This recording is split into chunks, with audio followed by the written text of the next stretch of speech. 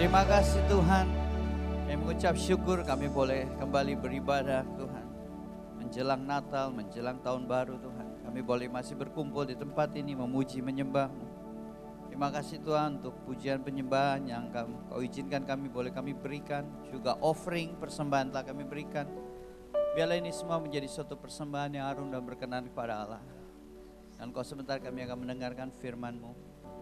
Urapi setiap daripada kami Tuhan. Dimulai dari hamba-Mu, meskipun hamba-Mu siap, tapi hamba-Mu tahu tanpa pengurapan perkenanan Tuhan, maka sia-sialah hamba-Mu mempersiapkan ini semua. Maka itu hamba-Mu kembali meminta dengan segenap kerendahan hati, kiranya Kau Allah berkenan untuk mengurapi pemberitaan firman-Mu, supaya menjadi berkat buat umat-Mu Tuhan. Urapi lidah bibir hamba-Mu untuk bisa menyampaikan firman sesuai dengan kehendak-Mu, dengan hikmat Allah, bukan hikmat manusia. Urapi juga jemaat-Mu, jamah hati dan telinga mereka, supaya mereka dapat menangkap pesan Tuhan. Bukan khotbah yang mereka dengar, tapi pesan Tuhan yang mengubah hidup mereka. Terima kasih Bapa, terima kasih Yesus. Kami siap mendengarkan firman-Mu. Dalam nama Tuhan Yesus Kristus, kami sudah mengucap syukur. Semua yang percaya sama-sama katakan amin. Beri tepuk tangan buat Tuhan. Saudara silakan duduk. Terima kasih tim Praise and Worship. Bukan Pak Hani ya, bingung kok bukan Pak Hani. Pak Haninya jadi mudah. Shalom, apa kabar? Shalom, dari lihat muka-mukanya kelihatan sekali THR-nya udah cair semua. Saya lihat baju-bajunya udah ada yang baru juga nih kayaknya. Ya, sukacita, amin. Amin, THR udah cair soalnya.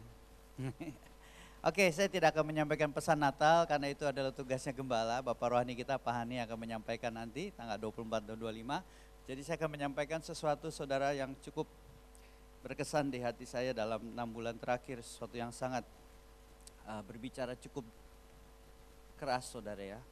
Sehingga sebetulnya firman ini menegur saya terlebih dahulu. Dan biarlah apa yang saya alamin ini juga bisa menjadi berkat saudara. Ya, kita bicara tentang accountability. Apa itu accountability? Adalah akuntabilitas. Apa itu akuntabilitas? Adalah pertanggungan jawab. Saudara tahu bahwa kita harus memberikan pertanggungan jawab. Di dalam pekerjaan kita harus memberikan pertanggungjawaban sama atasan kita. Ya, kita sebagai anak harus memberi pertanggungjawaban sama orang tua kita. Kita pasti ada seseorang di mana kita harus memberikan pertanggungjawaban. Dan ini adalah salah satunya yang akan kita pelajari sore hari ini.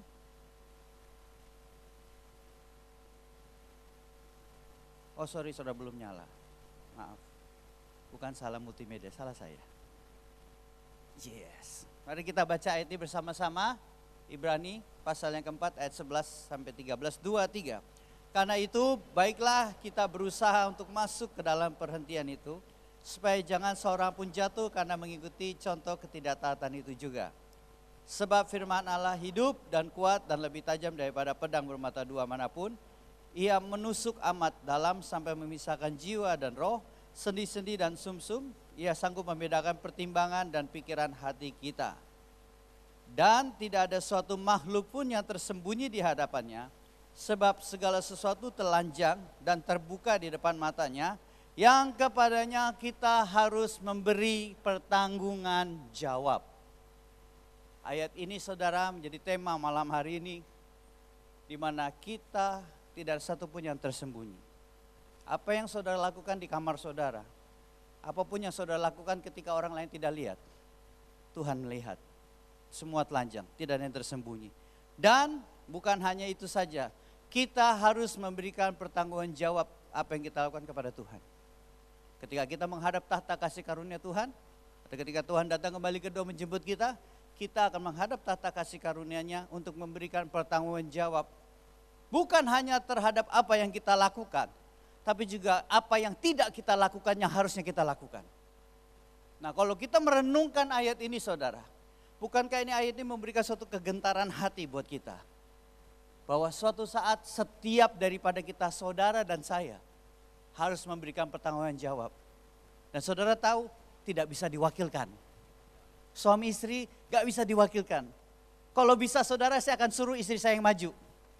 Lin, maju Lin, maju Lin. Jadi gitu kan, apa sih? Ya Tuhan kata Andre bagus Tuhan. Gak bisa saudara. Saya yang harus menghadap. Demikian juga dengan saudara. Kita akan menghadap. Pertanyaannya siap gak saudara? Are you ready? Coba lihat kanan kiri, are you ready? Saya yakin semua daripada kita belum tentu siap, saudara. Tapi ini yang harus kita, maka itu kita harus persiapan. Amin. Kita harus persiapan. Ada 3 panggilan, 3 pengujian yang harus kita lakukan untuk persiapan terhadap hal ini. Supaya kita siap ketika kita nanti menghadap tahta kasih karunia Allah.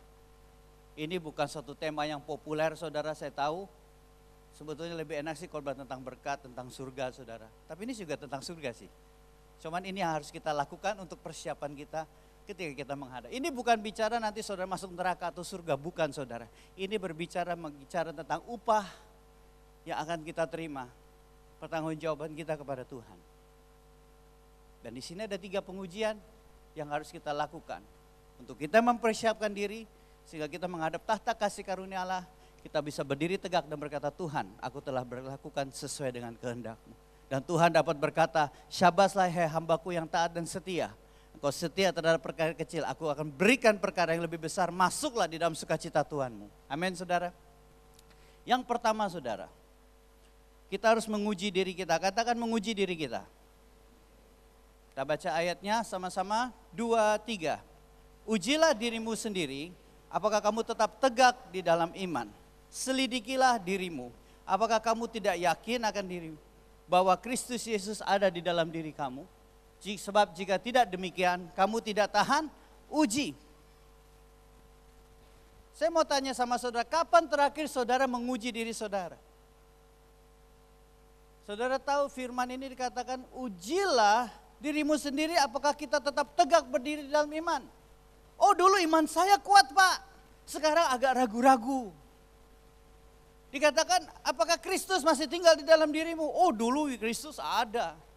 Sekarang nggak tahu, kadang ada, kadang nggak, tergantung situasi, sikon.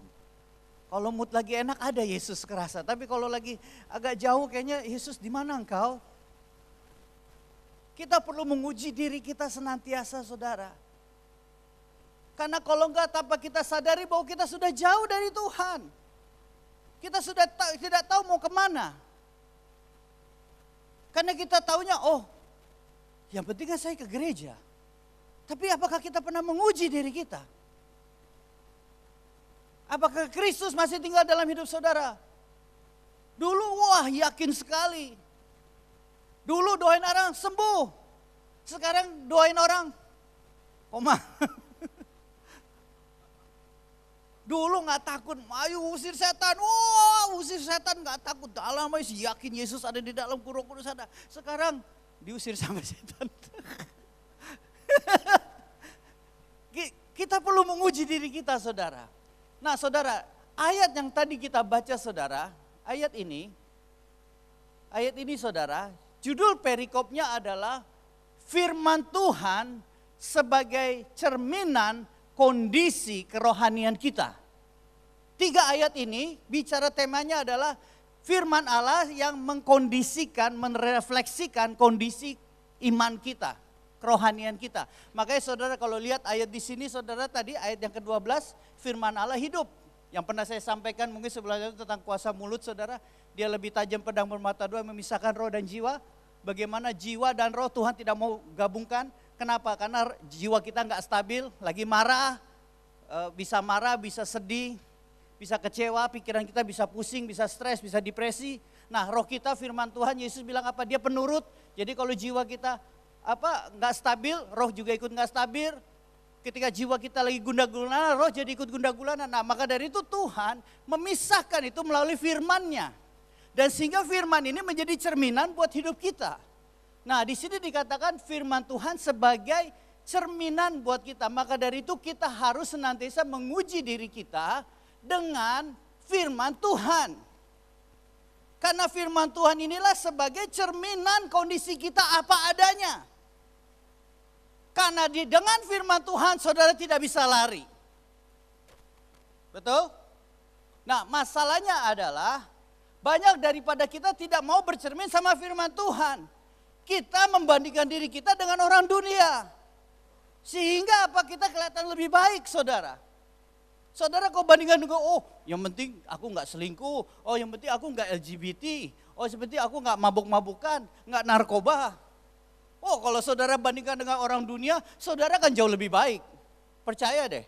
Tetapi ketika firman Tuhan yang terang, yang benar menerangi kehidupan saudara, saudara akan semakin lihat kekotoran dalam hidupmu. Mau gak mau. Karena firman Tuhan akan berkata apa adanya. Dia tidak melebihkan, dia tidak hiperbola, dia juga tidak mengecilkan, dia apa adanya. Ketika firman Tuhan menjadi cermin, kita akan tahu kondisi kerohanian kita. Nah satu lagi yang lucu saudara, perhatikan. Di dalam Yakobus, katakan begini, sebab jika seorang hanya mendengar firman Tuhan saja dan tidak melakukannya, ia adalah seumpama seorang yang sedang mengamati mukanya yang sebenarnya di depan cermin. Baru saja ia memandang dirinya, ia sudah pergi, atau ia segera lupa bagaimana rupanya. Perhatikan saudara, maka itu kenapa kita harus terus bercermin sama firman Tuhan. Supaya kita terus menyadari kondisi kehidupan kita. Ayat ini jelas dikatakan, saudara bercermin lihat. Lihat nih, wis ganteng ya, cantik. Begitu saudara balik, saudara masih ingat jerawat saudara di mana gitu kan. Tapi saudara nggak akan ingat, saudara pernah perhatikan. Sekarang kalau saya sebut ini, Pak Hani. Saudara langsung, tadi kan dia baru sharing, Pak Hani, saudara dengan tutup mata saudara bisa bayangin Pak Hani mukanya seperti apa. Gayanya, ngomongnya dan segala macamnya. Coba kalau muka saudara sendiri, gimana mukaku ya? Susah saudara. Ini memang firman Tuhan luar biasa. Maka dari itu dikatakan kita harus terus bercermin supaya kita ingat. Karena baru saja pergi sudah lupa. Makanya kita harus terus bercermin sama firman Tuhan supaya kita semakin menguji diri kita sendiri, keadaan kita seperti apa di dalam Tuhan. Tapi masalahnya adalah banyak anak-anak Tuhan mengkompernya selalu dengan orang dunia. Dan bercerminnya bukan kepada firman Tuhan, tapi bercerminnya sama HP saudara yang smartphone. Karena kalau bercermin sama smartphone saudara itu alias selfie. Dan selalu saudara kelihatan lebih cantik dan lebih ganteng dengan selfie saudara. Apalagi ada Beauty Plus, 360, Snapchat, apalagi Instagram. Saudara perhatikan gak Instagram? Semua orang ganteng-ganteng dan cantik-cantik, gak ada yang jelek. Yang ketawa pengalaman atau memang iya? Saudara bisa bayangin, lihat Instagram semua cantik-cantik. Nah saudara ini peristiwa yang lucu karena berbicara tentang Instagram, ya sosial media, Snapchat, Beauty Plus. Saudara pernah coba Beauty Plus, saudara, umur saya 10 tahun lebih muda. Begitu saya nyalain, wih umur saya 34. 10 tahun lebih muda saudara. Nah sehingga apa yang saudara tahu ada peristiwa ini terjadi sangat lucu saudara. Di Cina ada LDR saudara, long distance relationship ya. Bukan Lila dan Romeo saudara. Long distance relationship, jadi pacaran jarak jauh. Pacaran jarak jauh, ya tentu dengan sosial media dong, foto-fotonya. Jadi akhirnya orang ini jatuh cinta, cowok ini jatuh cinta dengan cewek ini. Wes. Saudara tahu dari fotonya aja udah jelas, nggak mungkin orang Cina mana yang matanya belok. Orang Cina kan sipit saudara. Ini kok belok udah curiga. Ingat jangan salah fokus ya, hati-hati. Nah jadi saudara, dia semangat dia saudara. Wah long distance dia sudah semangat. Dia saudara akhirnya membooking tiket pesawat untuk ketemu. Hari H telah tiba. Kini saatnya kita sudah chatting-chatting, saatnya kita ketemu. Yang cowok sudah semangat. Saudara tahu dia booking hotel bintang 5 saudara. Dia booking restoran paling mahal. Dia sudah hampir keluar duit $1.000 US lebih lah. Pokoknya hampir 20 juta saudara untuk booking hotel dan restoran. Jadi saudara bisa bayangkan saudara hampir 20 juta lebih saudara untuk booking hotel dan restoran. Karena dia akan bertemu dengan wanita ini saudara. Semangat. Yeay. Begitu datang saudara tahu kayak gimana aslinya. Sudah siap? Oh enggak saya next nih. Siap dulu ya. Ya ini nextnya.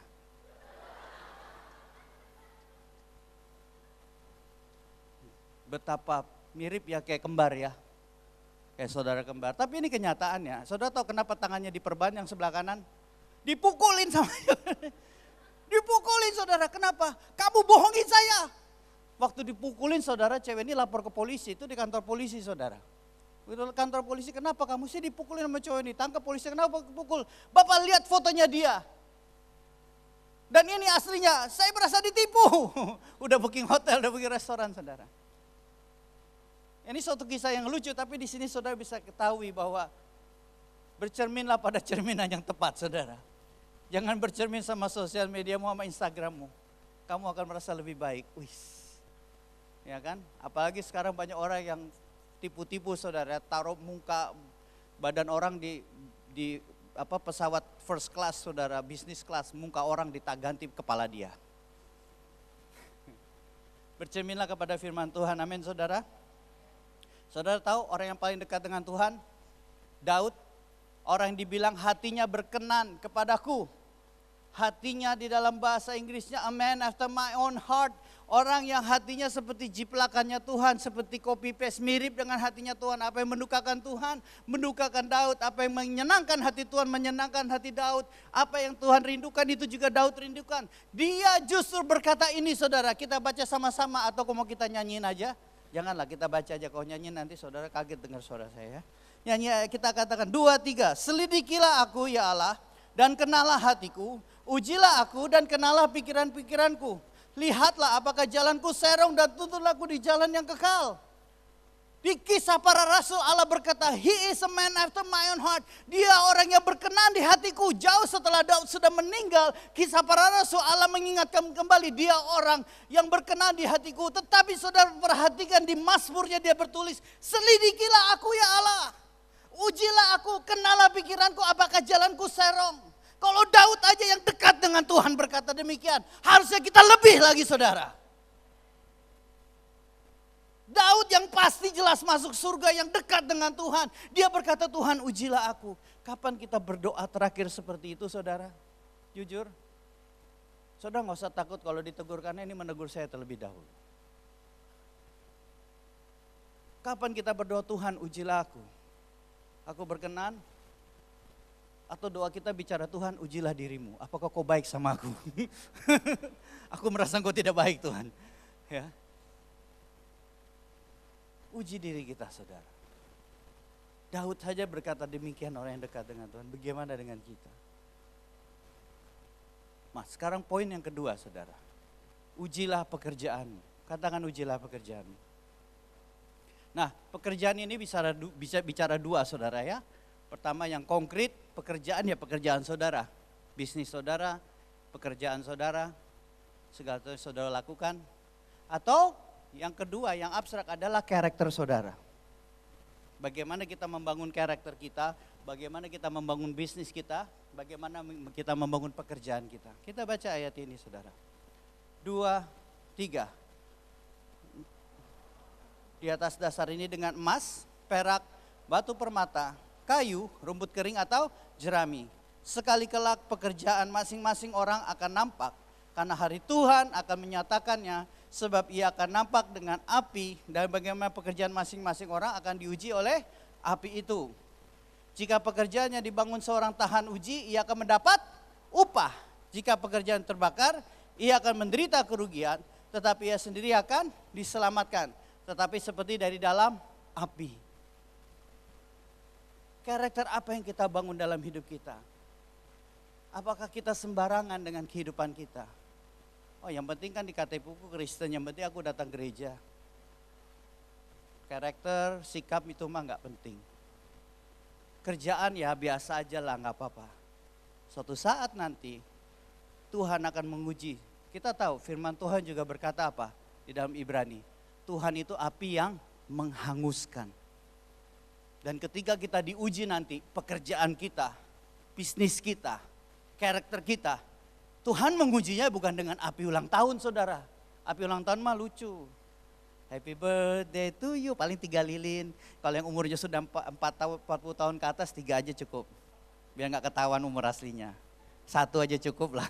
Apalagi sudah mau mendekati 51 aja, makin sedih soalnya ngelihat kalau banyak lilin 60 gimana mau naruhnya kan saudara. Mau ngulis happy birthday nggak bisa lagi diisi lilin semua. Nah lilin tuh lucu, happy birthday to you. Tepuk tangan, api menghanguskan, nggak lucu gitu saudara. Saudara tahu, saya waktu baca di internet, 10 kebakaran hutan terbesar di Amerika, baru yang nomor 10 loh, belum nomor 1. Nomor 10 saudara, dikatakan di daerah, lupa saya di daerah apa, dikatakan di daerah Amerika dikatakan hutannya itu 200.000 hektar, 200.000 hektar saudara, habis ludes dengan api dalam waktu 2 jam. 200.000 dalam waktu 2 jam, itu api yang menghanguskan, itu yang api akan menguji kita. Kalau saudara tidak membangun karakter saudara, saudara tidak akan tahan uji. Itu akan kelihatan dari mana ketika masalah menimpa saudara. Begitu dapat masalah langsung, Tuhan gak sayang sama aku gak adil. Tapi kalau begitu masalah datang, ayo give me your best shot, ayo iblis, aku gak takut. Aku tetap akan berdiri di atas firman Tuhan. Semakin badai makin terbang, aku akan terbang tinggi bagai Raja Wali bersama dengan Tuhan. Aku dapat perkara dapat kulakukan. Segala perkara dapat kutanggung melalui Dia yang menguatkanku. Silakan take your best shot iblis. Hajar aku akan tetap cinta Tuhan, aku akan tetap ke gereja, aku akan tetap beri perpuluhan, aku akan tetap beri. Benih awal, jangan lupa. Pesan pribadi bukan pesan dari Fani. Kalau saudara membangun karakter saudara tidak tough saudara. Tidak alkitabiah, tidak bercermin firman Tuhan. Bukan dengan emas, bukan dengan perak, bukan dengan batu permata, tetapi dengan kayu, dengan jerami, dengan rumput kering. Siap-siap ketika masalah datang, saudara akan jatuh. Saudara tidak akan tahan uji. Saudara akan mundur dari Tuhan. Tuhan terlalu berat, kok makin dekat sama Tuhan, masalah semakin banyak. Pernah ngomong gitu? Kok Tuhan, bad thing happen to good people. Tuhan kenapa kok hal-hal yang buruk terjadi sama orang-orang baik seperti aku? Wah orang baik gitu ya. Tidak sadar bahwa kadang-kadang kita perlu diuji oleh api yang menghanguskan. Sehingga emas ketika diuji makin senang. Kenapa? Karena semakin dia dibakar sampai ribuan Celcius. Yang tidak murni itu akan timbul, akan hilang. Tinggal yang murni. Ketika kita membangun karakter kita dengan baik, sesuai dengan firman Tuhan, diuji dengan waktu, diuji dengan masalah, diuji dengan tantangan, dengan cobaan, kita semakin kuat dan berkata, Tuhan, I become stronger and stronger, semakin kuat di dalam Tuhan, aku akan melakukan segala perkara. Segala perkara dapat kutanggung melalui Dia yang menguatkanku. Pekerjaan kita juga. Kalau pekerjaan kita biasa-biasa aja saudara, bosku gak tahu kok, Tuhan tahu saudara. Jangan kira bosmu tidak ada di tempat, dia tidak melihat, bosmu gak tahu, temanmu gak tahu apa yang kau lakukan. Tapi Tuhan tahu, kualitas yang kau lakukan di dalam pekerjaanmu itu Tuhan tahu. Dan Tuhan akan menguji dengan api. Kalau kau lulus, saudara akan naik promosi, naik tingkat. Tapi kalau terbakar, ya sudahlah, masih karyawan ya nggak apa-apa, yang penting masih karyawan. Ini yang perlu kita renungkan saudara. Kenapa pekerjaan itu penting saudara? Kita lihat di sini. Ini salah satu bentuk membangun karakter yang penting saudara. Ini bicara tentang keuangan saudara. Saya mau ini mungkin agak sedikit melenceng sedikit aja, nggak banyak kok, sedikit aja. Tapi ini perlu kita penting. Kita baca ayat di sini. 28, 29, 32, 3. Sebab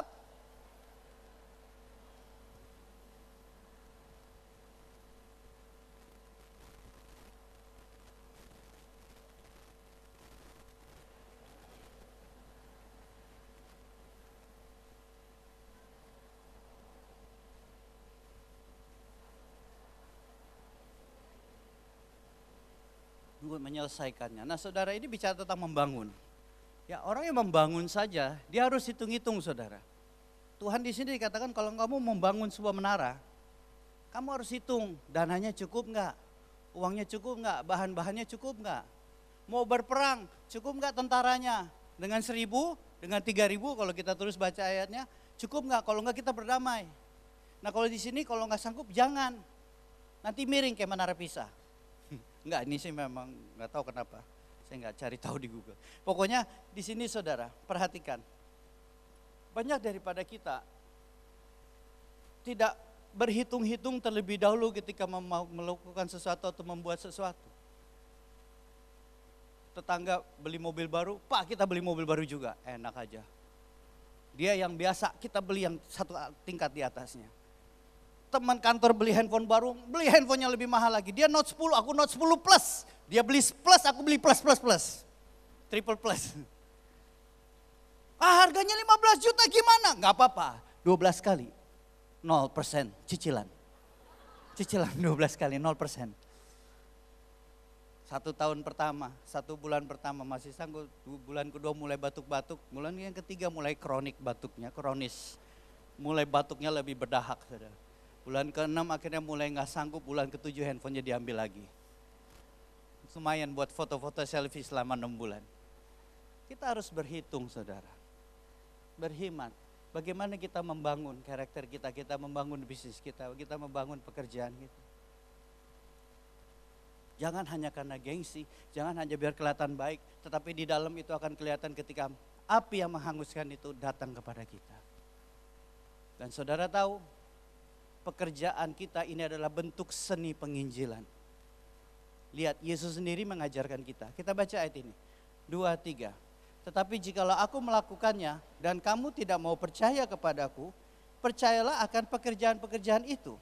Supaya kamu boleh mengetahui dan mengerti bahwa Bapa di dalam aku dan aku di dalam Bapa. Yesus bilang, kalau kamu gak mau percaya sama aku ngomong, akulah Mesias Tuhan dan Juru Selamat, percaya kepada pekerjaan-pekerjaan ini. Apa itu? Yang mati disembuhkan, yang mati dibangkitkan, yang sakit disembuhkan. Untung gak kebalik saudara, yang hidup dimatikan gitu. Memang lampu. Ya, saudara di sini dikatakan, waktu murid-murid Yohanes datang kepada Yesus saudara di penjara. Datang, Yesus, apakah engkau ini yang kita nanti-nantikan ataukah kita harus menunggu orang lagi? Yesus tidak bilang, iya ini aku. Bilang sama Yohanes, kok gak percaya pulang aja. Dia bilang, iya ini aku. Enggak saudara. Dia bilang apa? Yesus bilang sama murid, bilangin sama Yohanes apa? Yang lumpuh berjalan, yang buta dicelikan, yang sakit disembuhkan. Apalagi yang lemah dikuatkan. Yesus berkata, kamu gak usah ngomong banyak, lihat pekerjaan-pekerjaanku. Yesus berkata kepada orang, kalau kamu gak percaya sama apa yang aku ucapkan, lihatlah pekerjaan-pekerjaanku. Apa itu? Mujizat demi mujizat Yesus lakukan, menyembuhkan yang sakit, menguatkan yang lemah dan segala macam. Biarlah pekerjaan kita berbicara Injil bagi kita. Biarlah pekerjaan kita menjadi cerminan Injil bagi mereka. Sehingga mereka mulai melihat, bagus sekali. Stephen Hill saudara, penginjil besar dari Lakewood, bukan Lakewood ya, di Florida saudara. Brown Hill kalau gak salah. Dia berkata, preach the gospel, use the word necessary. Beritakanlah Injil. Malam kurang tidur saudara. Beritakanlah Injil. Gunakan kata-kata kalau perlu. Saudara, seni penginjilan kita adalah lewat pekerjaan kita. Kalau pekerjaan kita bagus saudara. Kalau pekerjaan kita bagus, karakter kita bagus, orang akan kagum, orang akan melihat, wow, selama ini kamu ngomongin Yesus, terbukti dari pekerjaan kamu bagus. Jangan sampai kebalikannya, wow kamu ngomong Injil, pekerjaanmu 180 derajat berbeda dengan apa yang kamu ngomong. Mulut dengan tindakan tidak sesuai. Tapi justru berkata, wow pekerjaan kamu memang menunjukkan kamu orang Kristen, kamu orang percaya, kamu orang yang cinta Tuhan dan takut akan Tuhan. Biarlah pekerjaan kita sebagai penginjilan bagi kita. Nih ayat berikutnya lagi saudara. Ini sudah cukup terkenal. Kita baca bersama-sama 2-3. Demikianlah hendaknya terangmu bercahaya di depan orang. Supaya mereka melihat perbuatanmu yang baik dan memuliakan Bapamu yang di surga. Tuhan mau kita tampil saudara. Stand out di luar, nyala sendiri, yang lainnya gelap. Saudara tahu kan, saya pernah ngomongin ini. Saudara kalau pergi ke mall, apalagi kalau sekarang saudara ke Singapura. Saudara, itu mall berlomba-lomba menunjukkan desain yang paling keren saudara. Pohon Natal, ada rusa, ada center class dan macam-macam. Di depan mall dibikin yang bagus-bagus saudara. Windowsnya bagus-bagus, manekinnya, orang-orang yang berpakaiannya bagus-bagus, yang baju bagus, yang keluaran terbaru. Bukan yang keluaran 20 tahun yang lalu, enggak saudara, yang baru-baru. Kenapa? Karena supaya orang tertarik melihat, ih keren ya, ada lampu Natal, pohon Natal, Sinterklas ini keren. Akhirnya saudara masuk ke dalam. Itulah kita seperti itu saudara, displaynya Tuhan di depan. Supaya sebelum mereka melihat Yesus, mereka melihat kita terlebih dahulu. Ketika mereka melihat kita dan kita bilang sudah teruji dan bagus pekerjaan kita, karakter kita, barulah mereka akan masuk mengenal Yesus sebagai Tuhan dan Juru Selamat. Inilah saudara yang perlu kita lakukan. Ujilah pekerjaan kita, karakter kita. Apakah karakter kita tahan uji? Ya berikutnya. Kita baca bersama-sama saudara 2-3. Karena kita ini buatan Allah, diciptakan dalam Kristus Yesus untuk melakukan pekerjaan baik yang dipersiapkan Allah sebelumnya. Ia mau supaya kita hidup di dalamnya. Saudara, kita ini buatan Allah, workmanship, masterpiece-nya Tuhan, one and only. Kalau nggak percaya lihat kanan kiri, nggak ada yang mirip kayak saudara. Mau saudara kembar sekalipun nggak ada akan mirip, pasti beda, one of a kind, satu-satunya saudara. Sebelum dan sesudah tidak akan ada lagi seperti saudara. Workmanship, masterpiece-nya Allah. Untuk apa Tuhan menciptakan saudara? Kenapa yang lain Allah berfirman, Allah berfirman, Allah berfirman. Begitu manusia, tunggu kita bikin dulu. Rundingan dulu bertiga. Allah Anak, Allah Bapa, Allah Roh Kudus. Rundingan dulu. Baru diciptakanlah, dihembuskanlah nafas. Di sini dikatakan untuk melakukan pekerjaan baik. Jadi kita sudah diperlengkapi untuk melakukan pekerjaan baik saudara. Jadi minimum kita ini sudah ada bekal untuk melakukan sesuatu. Kenapa? Karena kita masterpiece-nya Allah diciptakan untuk membuat sesuatu yang baik. Dan di sini lagi Yohanes 14 ayat 12 sudah dikatakan apa yang kamu kerjakan, yang kamu lakukan bahkan pekerjaan lebih besar. Apa yang Yesus lakukan kita akan melakukan pekerjaan lebih besar. Jadi ingat saudara, ujilah pekerjaan kita. Uji karakter kita, amin. Nah poin yang terakhir, ya, nggak happy ya. Mau saya tambahin lagi poin. Kok nggak senyum biasa? Poin ketiga, terakhir. Yang tadinya ngantuk jadi bangun. Oke, poin kita adalah ini yang sangat penting juga saudara. Ini yang menurut saya paling penting dari 3 poin ini. Ujilah sahabat-sahabatmu. Lihat kanan kiri itu apa saudara datang dengan sahabat, saatnya menguji dia. Kenapa? Kita baca ayat ini. 2-3. Janganlah kamu sesat, pergaulan yang buruk merusakkan kebiasaan yang baik. Bad company corrupt good character. Pergaulan buruk merusak kebiasaan yang baik. Kita akan lihat saudara, sahabat kita, apakah dia baik atau enggak. Saya sedikit kesaksian. Saya punya teman sahabat dekat saudara. Best friend kalau saya bilang. Dulu kuliah sama-sama di Jakarta, tinggal sama-sama, tinggal satu kamar, enggak seranjang ya. Saya bukan yang sono, saya yang kasurnya sih tipis saudara, tapi ya dekat juga sih, satu kamar bertiga saudara. Sama-sama menderita, kuliah sama-sama, makan Indomie sama-sama, nasi goreng bagi 3 sama-sama, semua serba sama-sama. Pacar aja enggak sama-sama saudara. Nah saudara, akhirnya saya pindah ke Batam, dia tetap di Jakarta. Dan akhirnya saudara, saya merekomendasi. Bahkan saya merekomendasi Pak Hani. Kalau saya mungkin sebutkan, mungkin saudara kenal. Bahkan dia pernah khotbah sharing di tempat ini. Saya merekomendasikan beliau kepada Pak Hani. Tetapi saudara yang anehnya adalah, lama-kelamaan dia mulai menyerang hamba-hamba Tuhan di sosial medianya. Hamba Tuhan A, hamba Tuhan B. Termasuk gembala pembina kita Pak Niko pun diserang. Ditulis. Berkali-kali saya ngomong, ngapain sih kamu ngomong gitu? Ini kan kebenaran. Saya harus sesuai Alkitab. Kalau tidak ada kitab, ini sesat dan segala macam gini-gini. Kadang-kadang profetik sulit untuk dijelaskan dengan Alkitab saudara. Tapi nilai Alkitabnya ada di dalamnya. Oh dia serang semua. Sampai dan teman-temannya semua kayaknya sama semua. Barisan sakit hati semua. Jadi begitu satu hamba Tuhan dibahas, semua jadi iya memang diejek-ejek sampai saya tinggalkan mereka saudara. Tapi akhirnya saya harus membuat keputusan saat itu. Apakah saya harus ikut kepada bapak rohani saya atau bersama dengan sahabat saya? Kalau akhirnya saya putuskan saya harus tinggalkan dia. Saya harus dengan bapak rohani saya. Karena saya tahu kalau saya tinggalkan dia lama-kelamaan saya akan ikut-ikutan. Mulai jelek-jelekin, mulai kritisi dan segala macam. Kita perlu menguji sahabat-sahabat kita. Ayat ini saudara. Saya akan baca ayat yang ketiga saja dikatakan. Tetapi, ayat 3 dan seterusnya. Tetapi percabulan dan rupa-rupa kecemaran atau keserakan disebut saja pun jangan di antara kamu.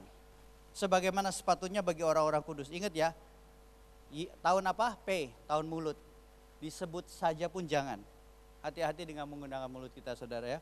Dan dengan ayat 4, demikian juga perkataan yang kotor, yang kosong atau yang sembrono. Karena hal-hal ini tidak pantas. Tetapi sebaliknya ucapkanlah syukur. Karena ingatlah ini baik-baik, tidak ada orang sundal, orang cemar atau orang serakah artinya penyembah berhala yang mendapat bagian di dalam kerajaan Kristus dan Allah. Janganlah kamu disesatkan orang dengan kata-kata yang hampa. Jangan kita disesatkan saudara dengan kata-kata yang hampa. Karena hal-hal yang demikian mendatangkan murka Allah atas orang-orang durhaka. Dan kita baca ayat ini bersama-sama next. 2, 3. Sebab itu janganlah kamu berkawan dengan mereka. Unfriend saudara. Saya enggak unfriend dia, saya unfollow aja. Jadi dia tulis apapun saya enggak tahu sudah. Kita perlu hati-hati saudara dengan kepada siapa kita bergaul. Karena itu bisa membawa kita turun atau bisa kita membawa kita naik. Membawa kita semakin dekat dengan Tuhan atau enggak. Nah, orang-orang yang seperti ini kita harus jauhkan, unfriend. Siapa yang kita perlu cari saudara? Accountable friend. Teman yang akuntabilitas, teman yang accountable. Apa itu? Teman di mana kita bisa curhat, teman di mana kita bisa berkata ini saudara. 2, 3. Ada teman yang mendatangkan kecelakaan, tetapi ada juga sahabat yang lebih karib daripada seorang saudara. Carilah orang sahabat yang lebih dekat dari saudara, yang lebih dekat dari seperti seorang saudara, di mana saudara bisa men-sharingkan masalahmu. Di ayat ini saudara, Yakobus 5:16, banyak orang salah terka bahwa di sini dianggap kita sharing masalah kita, dark secret kita semuanya sama semua orang. Jangan saudara. Karena belum tentu orang itu siap. Bisa jadi dia malah bocor mulut. Saudara ngomong minggu depan satu gereja tahu semua. Begitu datang ke gereja. Di sini saudara, hendaklah kamu saling mengaku dosamu kepada sahabat yang accountable, sahabat yang dekat, yang sahabat yang apa? Yang benar, yang Pak Ani pernah sharingkan. Sahabat yang benar, bukan musuh yang baik hati. Ya apa tuh sahabat yang benar? Sahabat yang memberitahukan saudara apa yang perlu saudara dengar, bukan apa yang saudara mau dengar. Daud dengan Yonatan suatu perumpamaan persahabatan yang sangat bagus. Kenapa? Di situ saudara Yonatan memperingatkan Daud. Daud, kamu jangan ke ladang karena bapakku ingin membunuh kamu. Nanti aku kasih tanda, aku panah. Kalau berapa jumlahnya kamu datang, kalau enggak. Dia perlu memberitahu bahaya di depan. Itulah sahabat yang accountable, yang kita bisa sharingkan masalah kita, curhat. Kalau saudara lagi down, saudara bisa telepon dia.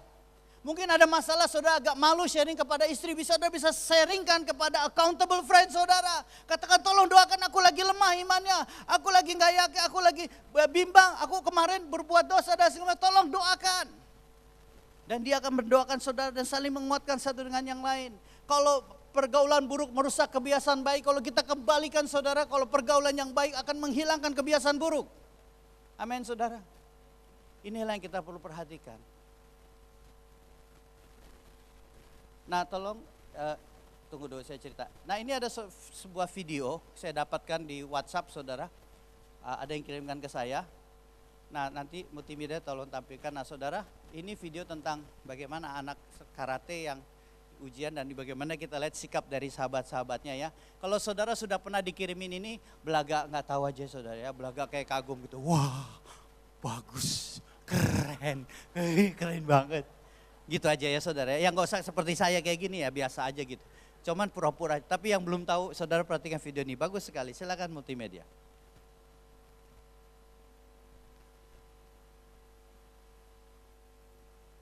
Tiga, dua, satu.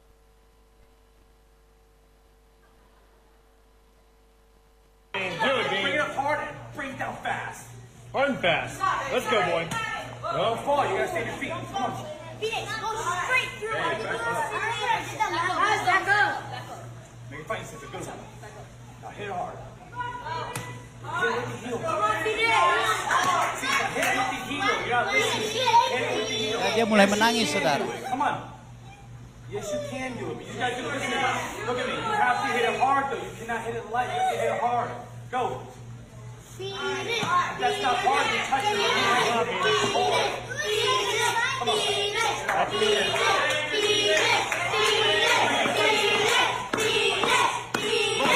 anything, boy. You can do it. You can do anything.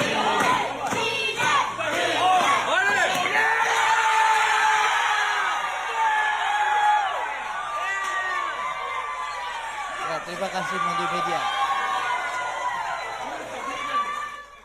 Nggak ada yang tepuk tangan, berarti saudara udah nonton ya? Nggak, kalau saudara nggak tepuk tangan, berarti saudara sudah nonton. Udah pernah, baru kemarin dikirim. Nggak apa-apa lah, pura-pura ceria. Wah, buat saya merasa enak lah, saudara. Nah, saudara, dari sini kita lihat, saudara, bagaimana ketika kita berada di lingkungan yang tepat, kita bisa melakukan perkara besar. Tuhan kalau bersama-sama dengan kita dan berada di lingkungan besar, kita dapat melakukan perkara yang besar, saudara. Amin. Nah, sebagai slide yang terakhir. Loh, ini bisa, katanya nggak bisa. Yuk kita baca ini, nggak usah baca bahasa Inggris soalnya. Di sini artinya adalah, saudara, tanpa akuntabilitas pribadi kita tidak akan bisa bertumbuh atau kita tidak akan pernah bisa memperbaiki diri kita. Ya, kita perlu punya akuntabilitas terhadap hidup kita. Akuntabilitas terhadap diri kita, akuntabilitas terhadap pekerjaan kita, akuntabilitas terhadap sahabat kita juga, pekerjaan kita. Nah, saudara, saya menutup dengan kesaksian. Ada 2 kesaksian, saudara, nggak tahu yang pertama saudara sudah pernah dengar apa belum. Kalau sudah, pura-pura kagum aja ya. Wow. Keren. Saudara, saya pernah sharing di sini bagaimana saya, salah satu klien terbesar saya suruh saya untuk melakukan sesuatu yang salah. Dan di situ saya berkata kepada dia, maaf saya tidak bisa lakukan. Oh, kenapa Pak? Klien saya terbesar. Karena saya orang Kristen, Bu. Dan saya pengkhotbah loh. Saya bilang sama dia, karena saya orang Kristen, Bu. Saya pengkhotbah. Oh, kamu Kristen Katolik, saya Kristen. Saya pengkhotbah loh, aktif di gereja. Oh, bagus, kamu berarti orang yang takut akan Tuhan. Wah, saya yakin senang, saudara. Dia akan tetap sama saya. Enggak, ditinggal juga, saudara. Nah, saudara, waktu saya menyaksikan ini, nggak tahu saudara ada di sini nggak, saya waktu menyaksikan ini. Ya, saudara tahu apa yang terjadi. Waktu saya menyaksikan kesaksian ini berapa bulan yang lalu, sudah cukup lama. Ternyata, saudara, besoknya ketika saya datang ke perusahaan itu untuk mengambil tagihan saya, sisa-sisa tagihan saya bertemu dengan manajernya, jadi direktur manajer. Manajernya bilang, Pak, apa? Kemarin saya ada di Tapga loh. Wih, berarti Bapak ada dengar khotbah saya dong? Iya. Berarti Bapak dengar kesaksian saya? Iya. Saya mau lari ke depan. Kenapa Pak? Mau protes? Enggak. Saya mau berdiri bilang, betul Bapak ini ngomong betul, saya saksinya. Saudara bisa bayangkan kalau saya menyetujui untuk melakukan kesalahan. Ketika saya berkhotbah di sini, orangnya duduk di situ, ngomong rohani, gua tahu kelakuan lo. Saudara bisa bayangkan. Nah, itu yang pertama. Sepertinya saudara sudah dengar, nggak apa-apa. Yang kedua,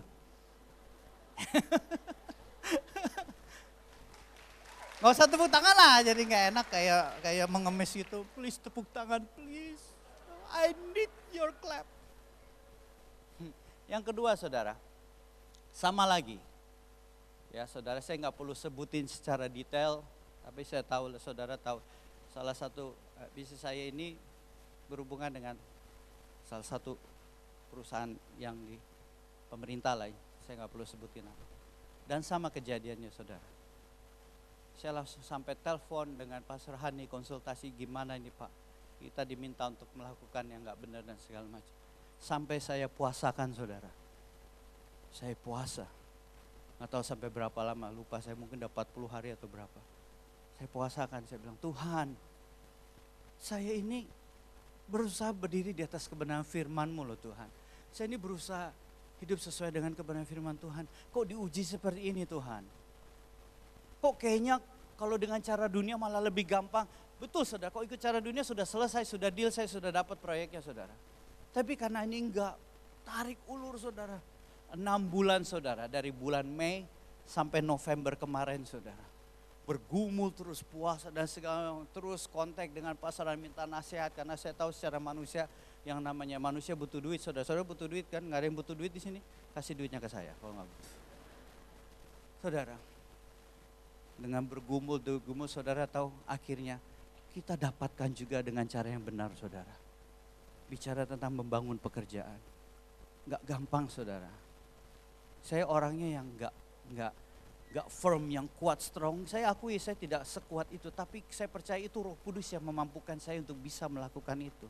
Dan saya percaya Tuhan yang sama, Roh Kudus yang sama akan menguatkan saudara, membuat saudara bisa melakukan perkara-perkara yang saudara pikir nggak mungkin bisa lakukan. Pekerjaan-pekerjaan yang sebetulnya nggak mungkin, yang mustahil.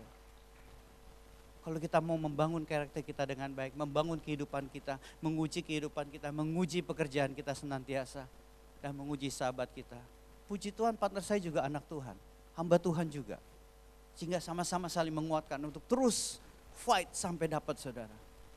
Dan puji Tuhan kita bisa dapatkan saudara. Itu semua karena kasih karunia. Mari kita bangkit berdiri. Saya minta tim puji-puji.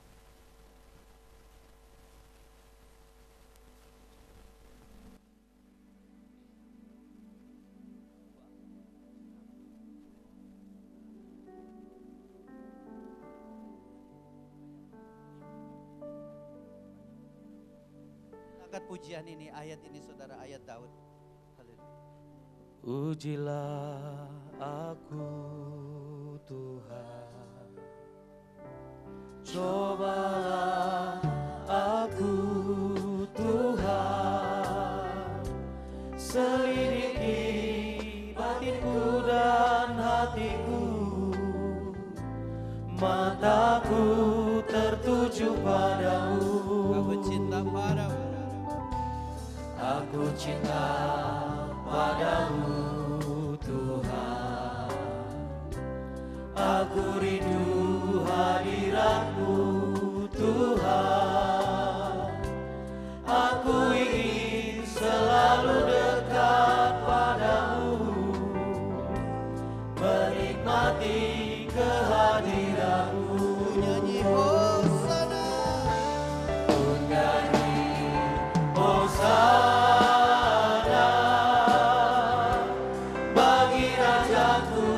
Yang duduk di tahta, aku muliakan dan ku agungkan, Kau layaki sembah. Ku nyanyi Hosana bagi Rajaku yang duduk di tahta.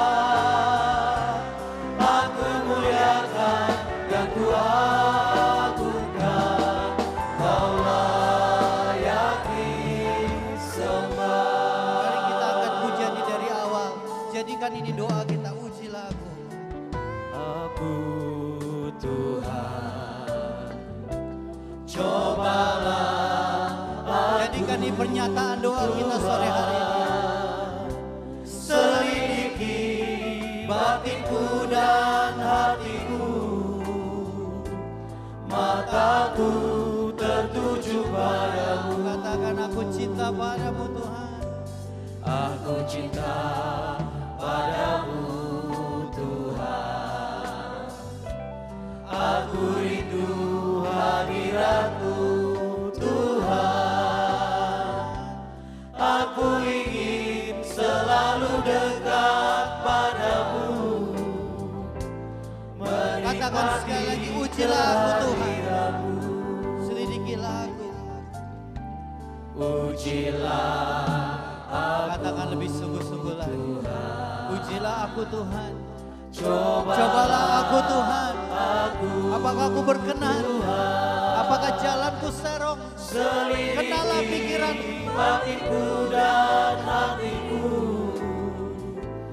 mataku tertuju padamu. Ku takkan ku nyanyi Hosana. Ku nyanyi Hosana bagi Rajaku yang duduk di takhta. Aku muliakan dan kuagungkan, Kau layak disembah. Ku nyanyi Hosana. Hosana bagi Rajaku yang duduk di takhta. Aku muliakan dan kuagungkan, Kau layak disembah.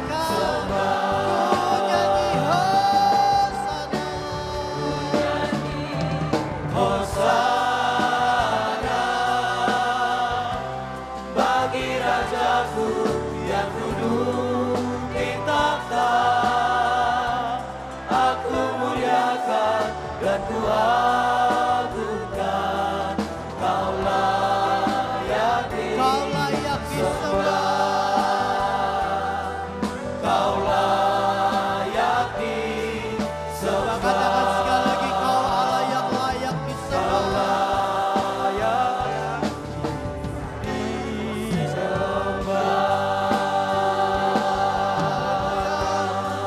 Oh, haleluya.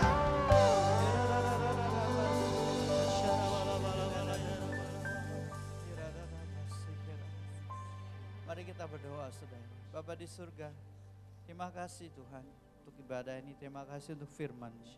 Hamba-Mu telah selesai menyampaikan firman-Mu. Biarlah Kau terus berbicara kepada kami. Saudara, firman ini mungkin keras, tapi jangan keraskan hatimu. Karena firman ini akan memberikan keuntungan yang luar biasa. Percayalah, firman itu telah menegur saya terlebih dahulu. Dan sesuatu yang tidak enak, kadang-kadang kebenaran itu memang sakit ketika mendengar. Tapi itu adalah suatu kebenaran yang memisahkan antara roh dan jiwa, masuk ke dalam sumsum yang paling dalam sekali. Izinkan firman itu menusuk saudara sampai yang ke paling dalam, sehingga menyingkapkan kondisi kerohanianmu, pekerjaanmu, karaktermu. Dan ketika itu disingkapkan dan saudara melihat saudara tidak puas dengan apa yang saudara lihat saat ini, ketika terang firman Tuhan itu menyinari hidup kita dan kita boleh melihat begitu banyaknya kekotoran, saatnya kita berkata, Tuhan, saya gak mau kayak gitu lagi. Mulai sekarang aku akan mulai menguji hidupku. Aku akan menguji pekerjaanku. Dan aku akan menguji sahabatku. Berikan aku kekuatan hikmat Tuhan. Kalau mungkin selama ini aku sembarangan hidupku. Aku sembarangan dengan pekerjaanku. Mungkin orang tidak tahu, tapi Engkau tahu Tuhan. Mungkin selama ini aku hanya sambil lalu. Yang penting kerjaan selesai. Masalah kualitas itu nomor belakang. Mungkin aku jarang mengatakan ayat ini, Tuhan, ujilah aku. Sehingga baru menyadari betapa jauhnya aku darimu, Tuhan. Ternyata aku selama ini hanya Kristen di KTP yang hanya datang ke gereja. Tetapi aku kadang tidak yakin apakah Kau masih tinggal di dalam hidupku. Apakah aku tahan uji? Apakah Kau telah membangun karakterku dengan baik? Atau mungkin aku telah bersahabat dengan orang-orang yang enggak benar. Inilah saatnya saudara. Saatnya kita memberikan pertanggung jawab mumpung kita masih di bumi sebelum di surga. Biarlah malam hari ini kita memberi pertanggung jawab sama diri kita sendiri. Kalau kita tidak puas dengan diri kita dan kita mau berubah dan kita mau perbaiki, angkat tangan saudara. Saya mau berdoa buat saudara. Bapa di surga, aku berdoa untuk setiap tangan-tangan yang terangkat. Tuhan, aku percaya mereka semua saudara, bahwa menyadari mereka masih belum jauh dari harapan-Mu Tuhan. Mereka jauh daripada standar-Mu Tuhan. Mereka sudah berusaha dan mungkin mereka gagal Tuhan. Tapi malam hari ini mereka sudah tahu apa yang harus mereka lakukan. Ingatkan mereka setiap hari, setiap saat Tuhan. Untuk menguji hidup mereka senantiasa. Apakah hidup mereka berkenan kepadamu? Apakah jalan mereka serong Tuhan? Apakah pikiran mereka benar Tuhan? Ujilah mereka senantiasa supaya senantiasa mereka dikembalikan ke jalan-Mu. Dikembalikan ke kebenaran-Mu Tuhan. Sehingga senantiasa berdiri di atas kebenaran firman-Mu. Sehingga mereka menjadi orang-orang Kristen yang tahan uji. Ketika ujian itu datang, mereka berkata silakan datang. Aku akan tetap cinta Tuhan. Aku akan tetap berdiri di atas kebenaran firman Tuhan. Aku tidak akan kompromi dengan dunia. Aku tetap mengikut Yesus. Kuatkan mereka Tuhan. Mampukan mereka. Biar mereka membangun bisnis mereka, membangun pekerjaan mereka di atas kebenaran firman Tuhan. Meskipun sulit, tapi mereka mau mencobanya bersama dengan Tuhan. Mereka sanggup bersama dengan orang-orang yang tepat. Sahabat-sahabat yang accountable, yang cinta Tuhan. Mereka akan sanggup berdiri di atas kebenaran firman Tuhan dan keluar sebagai pemenang. Mampukan mereka, buat mereka lebih dari pemenang Tuhan.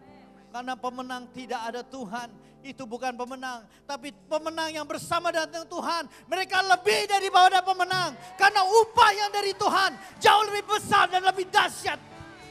Terima kasih Bapa, terima kasih Yesus. Sempurnakan pemberitaan firman-Mu. Meterai doa hamba-Mu, kerinduan hati hamba-Mu, apa yang hamba-Mu alami. Biarlah mereka juga bisa lakukan sama-sama Tuhan. Karena Allah yang sama, Roh Kudus yang sama ada bersama-sama dengan kami. Terima kasih Bapa, sempurnakan, meteraikan doa hamba-Mu dalam nama Tuhan Yesus Kristus. Haleluya.